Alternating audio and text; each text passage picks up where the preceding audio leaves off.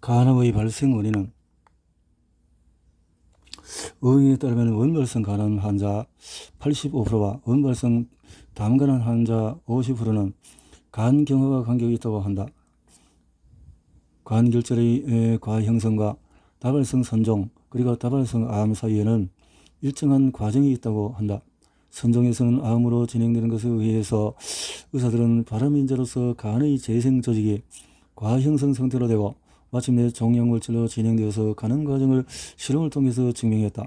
의사들은 쥐에게서 황버터와 쌀밥을 먹이면 2달이면 간경화가 일어나고 황버터와 석 달 후에는 담간암과 간암 증세가 3달 뒤에는 모든 쥐에게서도 암이 발생한다는 것을 알아내었다.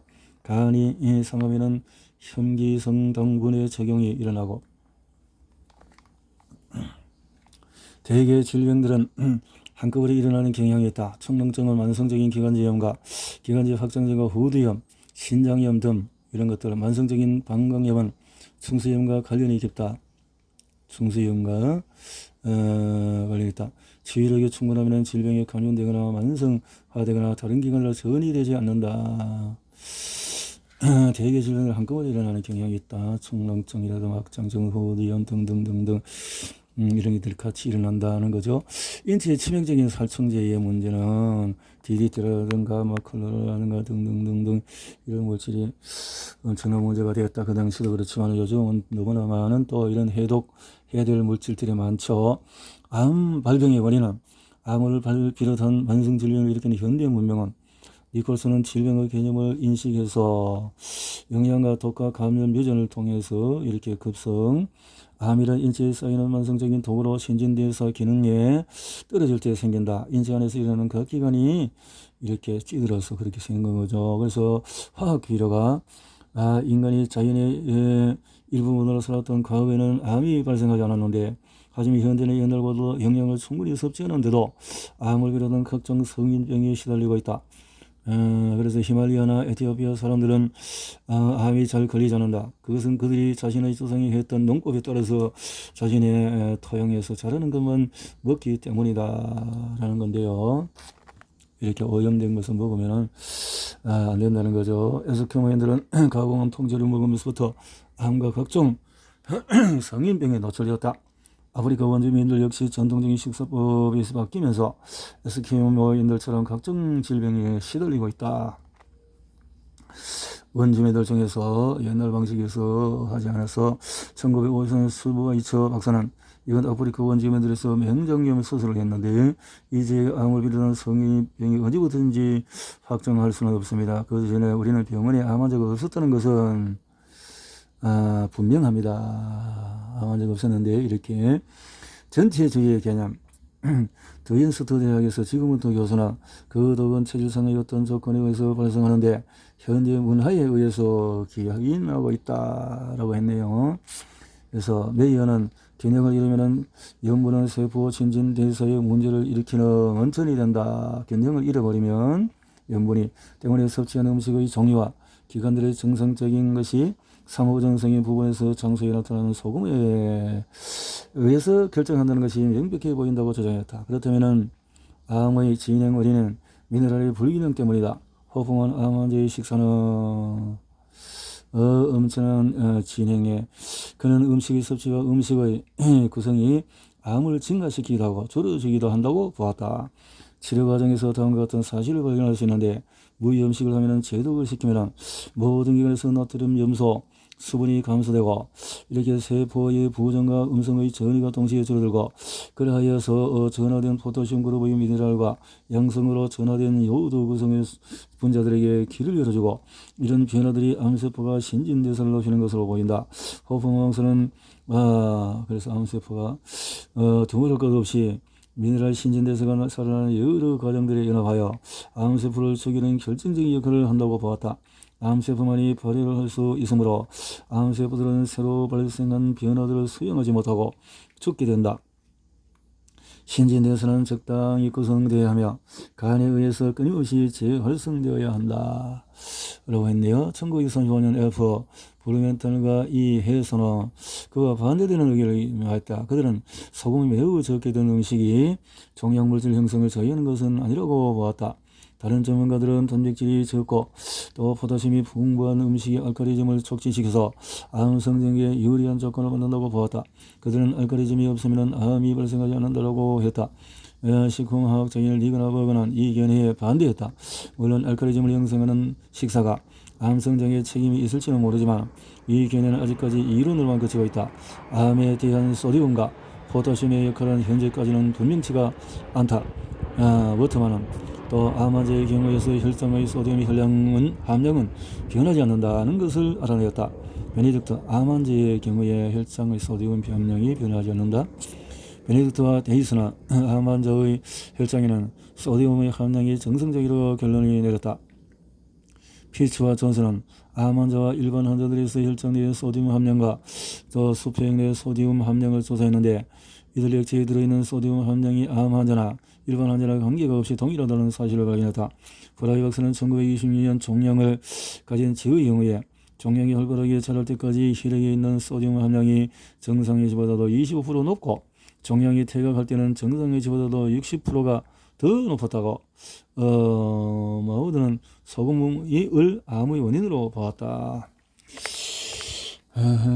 무염식의 목표를 해야 된다. 그래서 뽑아내야 된다라는 거죠. 병이 오면은 무염식을 하면은 또 결핵의 결과 암 환자를 비롯해서 만성질병 환자들의 암화 물질을 배출하면 늘어난다. 담즙 분비와 내장신경계의 자극으로 일어나는데 그러면 편안해진다. 무염식이 필요한 증거들은 부종과 피하 조직에 비정상적으로 소디움과 염화물이 쌓여 있을 때, 심신이 필요할 때, 만성질병 특히 폐렴이나 암으로 포도슘이 손실되고 있을 때, 제독을 할 때 이것을 행해야 된다라는 거네요. 암과 소금이라고, 암과 소금에 그래서 환경에서 염분의 교환과 노출된 세포의 정기적인 활동에 많은 시사점을 준다고 평가했다. 호프만은 아이스너는 그의 책에 나와 있는 문제의 실험 결과들에 분재는 감자를 주식으로 하는 사람들에게만 소금이 더 필요한 것이라고 했다. 이 같은 식사법으로 소금의 배설량이 늘어나면 그 식사법은 효과적이라는 뜻이다. 몸에서 빠져나가는 것을 대체할 필요가 없다는 것은 당뇨병 환자가 오줌으로 당분을 배설해도 당분을 더 취할 필요가 없다는 것과 같다. 배설했는데도 필요 없다고? 미의 염산과 소금의 섭취는 밀접한 관계에 있는 것으로 알려져 있다. 그러나 위산의 소금의 섭취에 영향을 받는다는 말은 증명되지 않았으며 경험에 의하면 그 반대다.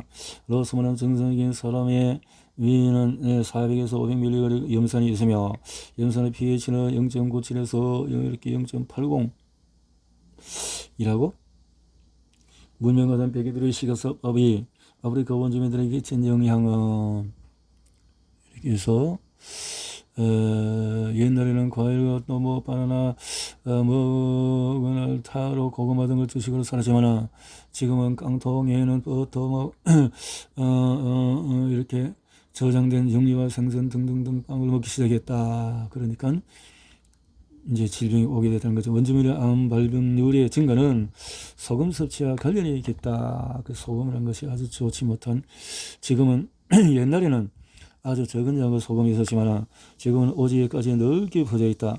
과거에는 교통이 발달하지 않았으므로 강상류에 살던 부족들에게는 제한적으로 운반되었다. 추장들은 자기 마을을 지나가는 소금을 아주 무거운 세금을 매겼다. 이 때문에 소금은 바닷가에서 120마일 이상 들어갈 수가 없었다. 노인들의 말에 따르면 옛날 오지에는 소금이 없었다고 한다. 이런 상황은 1874년에 이 땅에 백인들이 상류로서의 교통관을 만들어내면서 변화해갔다. 조그만 자리에 든 유럽산 소금이 배로 보내졌다. 내가 레네에 처음 왔을 때만 해도 소금은 값이 싸고 귀한 물건이었다. 그래서 강이나 밀림을 따라서 여행을 하는 사람들은 돈 대신 소금을 가져갔다. 여행자들은 그것으로 운송자들에게 먹일 바나나와 가사 교환하였다. 그 후에 점차 소금의 소비량이 늘어났다. 하지만 지금도 흑인은 백인보다도 소금을 더 적게 소비한다. 우리 병원의 환자들은 등등 이렇게 만족해야 한다. 소금 섭취를 하지만은 조금 아주 만족해야 한다. 옛날에는 이 나라에 거의 존재하지 않았던 암이 현재는 자주 발생하는 것은 소금 섭취와 관련이 있다. 우리 병원에서 아직까지는 환자가 없지만 백인들 사이에서 질병이 나타나기 시작했다. 폐결핵이 1차 더 늘었다. 크림의 실험에 의하면 환자의 위에 들어있는 위액은 따로 소금을 쓰지 않아도 몇 월 동안 정상이었다. 환자들의 식욕도 소금 때문에 줄지 않았다. 특히 심각한 환자들의 경우에는 자연식품의 섭취로부터 식욕이 늘어났다. 어떤 환자들은 땀으로 염분이 배출되어도 아무런 영향이 없었다. 치료를 통해서 땀의 혈안이 줄어들다가 완전히 멈추기 때문이다. 스테로스는 무염식으로 수분이 빠지고 점액질도 줄어들기 때문이라고 했다. 무염식으로 수분이 빠지고 점액질이 줄어드니까 그는 체내에서 소금을 배출하면 전기관지 질병, 제일분비증, 농해도 치료 효과를 높여준다고 주장했다. 건강한 신장은 여기저기 이온 상태를 조정하기 때문에 소금 섭취에 제한을 가할 필요가 없다는 주장이 있다. 하지만 이것은 소금의 배설에 영향을 주는 신장의 기능 이외에 중요한 요인들을 고려하지 않았겠다고 생각이 든다.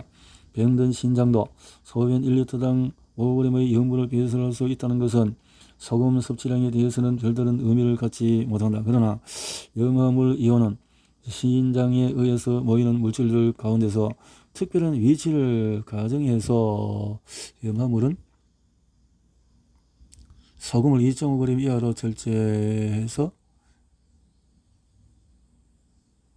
역시 무염산으로 신장병을 고칠 수 있다고 보았다. 고려된 역시 무염식으로 끊임없는 긴장을 진정시키면 치유 조건이 좋아지는데 그 비슷한 것이 식사의 효과로 나타난다.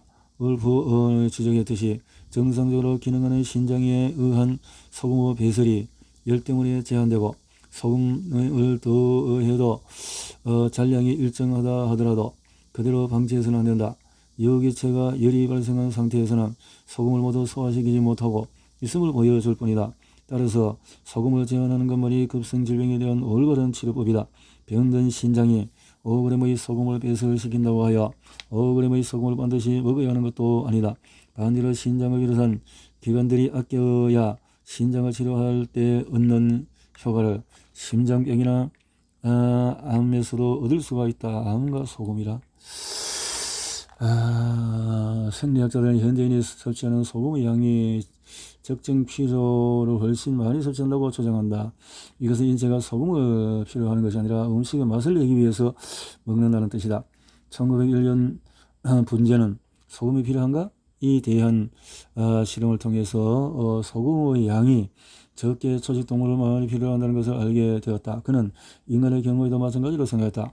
육식을 자주 하는 사람들은 채식을 자주 하는 시골 사람들의 소금 섭취는 각각 1대 3의 비율로 나타났다. 이와 비슷하게 육식을 자주 하는 유목민들은 소금을 아주 적게 취하는 것도 밝혀졌다. 그와 달리 농업에 종사하는 경우에 소금의 수요량이 매우 커서 소금이 물물 교환의 단위가 되어졌다. 분재는 채소에 들어있는 포타슘을 소비하면 인체가 많은 양의 염분을 배설한다는 사실을 실험을 통해서 알았다. 에버드 할대는 분재에 따라서 채식하는 부족이 소금을 많이 먹는 이유에 대해서 포타슘이 많은 식품은 소듐의 배설을 증가시키므로 소금의 요구량이 늘어난다고 했다. 분재는 사람들이 체내 염분의 균형을 유지하기 위해서 소금을 4에서 5g 이상 먹어야 한다고 생각했다. 뭐 이런 것도 있고 소금론에 대해서 소금이 필요하다는 것은 모든 사람에게 술이 필요하다는 것과 같은 논리이다. 마찬가지로 소금이 없으면 안 된다고 하는 것은 잘못된 견해다. 세상에는 소금을 전혀 사용하지 않은 부족도 있다. 살루스트는 소금을 전혀 사용하지 않는 의미에 대한 사람들에 대해서 이야기를 썼다. 이는 옛날부터도 모든 사람이 옛날부터 소금을 먹지 않았으며 인류에게 이롭지 않다는 사실을 증명하는 것이다. 현재도 소금을 먹지 않고 살아가는 부족이 있다. 브루코크 교수는 기르크히지만 사람들은 폐결핵에 걸리지 않지만 소금을 먹는 유목민에게는 가끔 폐결핵 환자가 발견된다고 보고했다. 기르크히지만 농민들은 썰은 농민들처럼 소금을 먹는데 스랩 지역에서 소금을 쉽게 구할 수가 있다. 그들이 빵과 소금을 먹기 시작한 이후로 시력과 후각이 매우 떨어졌다. 소금을 먹는 유목민들은 여우를 알아내는 후국을 잃었다고 한다. 브루코크 교수는 시베리아에 사는 부족들은 소금을 싫어한다고 보고했다. 난세는 북극을 탐험하면서 에스코모인들이 소금을 싫어했으며 초대받지 않은 소금이 오면은 음식을 주어서 멀리 했다고 한다. 스탠리와 리빙스톤도 소금을 전혀 모르는 부족들을 만났다. 그리고 그들이 처음으로 소금을 먹은 후에 이런 현상을 일으켰다라고 했다. 주의할 점은 2숟가락 이상은 먹으면 안 된다. 사과는 통째로 먹거나 곱게 해서 만들어 먹인다. 건포도도 설탕 절임으로 만들어 당근으로 생으로 먹어야 하는데 잘게 썰어서 먹여야 한다. 이것은 잘게 썬 것은 사과와 함께 섞어 먹이는 것도 좋다. 또 불에 굽거나 꿀이나 빵가루 해서 먹을 수도 있다. 박하차 더 커 보이 끓는 물에 말린 박하 잎사귀를 찻숟갈 하나로 넣는다. 박하차를 넣는다. 이렇게 해서 도움을 받을 수 있고, 식사와 영양으로 암이 치료되는 이유는 무염 식사를 통해서 일부 전문가들은 소금을 단순한 양념이나 자극물로 보았다. 그들은 소금을 소량만 이용하면 해가 없으나 많이 사용하면 인체에 해가 될 수 있다고 보았다. 반면에 소금이 반드시 필요하다는 사람도 있었다. 그들은 식품이 포함된 소금의 양이 적어서 정상적인 사람이 활동하는 데 지장이 없다고 생각했다. 울프 아이스너나 소금을 배제한다는 것은 음식물 자체를 배제하는 것과 같다고 단언하기도 했다. 사실 소금을 완전히 먹지 않는다는 것은 불가능하다. 그리고 모든 식품에는 자연적인 영양소 들임의 양을 달리하지만 들어있다라는 것이고, 암식사요법은 암 환자의 식사는 일반인과 달리 신선한 과일즙과 과일 그리고 채소가 중심이 된다. 생야채를 날 것으로 먹거나 강판에 갈아서 먹는다.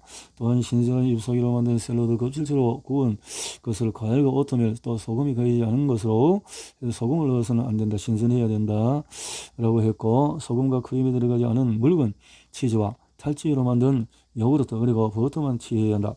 이 식사법은 소돔이 가능한 제외되고 포도심을 최대한 첨가한다는 원리에서 기초하고 있다. 이 식사는 소화가 쉽고 신진대사에 부담을 적게 준다. 칼로리 양이 적으며 소화가 빠르기 때문에 암 환자들이 피해야 하는 금지식품은 담배와 소금 자극이 강한 양념들이지만은 신선하다고 말린 약초에서 얻은 양념은 가능하다. 홍차, 커피, 코코아, 아이스크림, 캔디, 초콜릿, 또 연설탕, 흰밀가루, 크림, 과자, 견과류, 버섯, 콩, 콩제품, 필풀, 그런 것들을 제외한 딸기류, 물 등 여기 모든 통조림 저장식품, 유황으로 그슬린 콩, 또 렌즈콩, 보통콩, 얼린 또 훈제한 채소, 소금에 절인 채소, 탈수시키거나 또 가루로 만든 식품, 또 빵에 든 주스, 그리고 모든 지방기름, 소금 대용물, 염색제 등 이런 것들을 금지한다. 암 환자들은 한시적인 금지식품은 한시적인 우유나 치즈나 버터, 생선, 육류, 달걀 이런 것들 한시적으로, 조리기구는 또 냄비솥 이렇게 해서 알루미늄으로 만든 조리기구는 일체로 사용할 수가 없다. 해서 사용하는 것은 스테인리스 제품, 유리 제품, 에나멜 제품, 질그릇으로 만든 건다. 녹즙기는 또 이렇게 분쇄기와 압착기를 분리해 있어야 한다. 믹서기와 주스기, 마스터는 사용하지 말아야 한다. 암 환자에게 도움이 되는 식품은 사과, 포도, 체리, 망고, 복숭아, 오렌지, 살구, 그레이프루트, 이렇게 배, 자두, 멜론, 파파야, 감 등. 배와 자두는 구우면 소화가 더 잘 된다. 배와 자두는 잘 되면 구운 과일도 이용할 수가 있다. 이렇게 해서 말린 것들은 이용할 수가 있다. 여러 가지로 자두 같은 것들도. 녹즙은 하루에 먹을 분량을 미리 만들지 말고 필요할 때 마시도록 한다. 오렌지, 사과, 당근, 푸른 잎사귀즙 이런 것들이 야채, 채소 조리법으로 어떤 미네랄이 나타나지 않도록 하고, 암 환자에게 절대적으로 필요한 조건들은 환자가 과일즙이나 신선한 것을 먹을 때 어려움이 있더라도 의사가 지시하는 양은 다 먹어야 한다. 이렇게 먹을 수 있도록 말했네요. 다양하게. 자, 이렇게 마학석에서는 게르손이라고도 부르기도 하는데, 이렇게 참 많은 비타민 미네랄을 투여하고 염분을 사용하지 않았다. 어떤 경우에도 참 대단한 이런 방법으로 암 환자들에게 강의와 정신적 보고를 통해서 또 힘을 주고 녹점요법으로 하루에 13잔을 간주사를 맞게 하고, 노폐물 배설을 위해서 이렇게 하고, 구운 감자라든가 야채라든가 인근 통마늘 먹고 녹즙을 마시고 통마늘 먹었네요.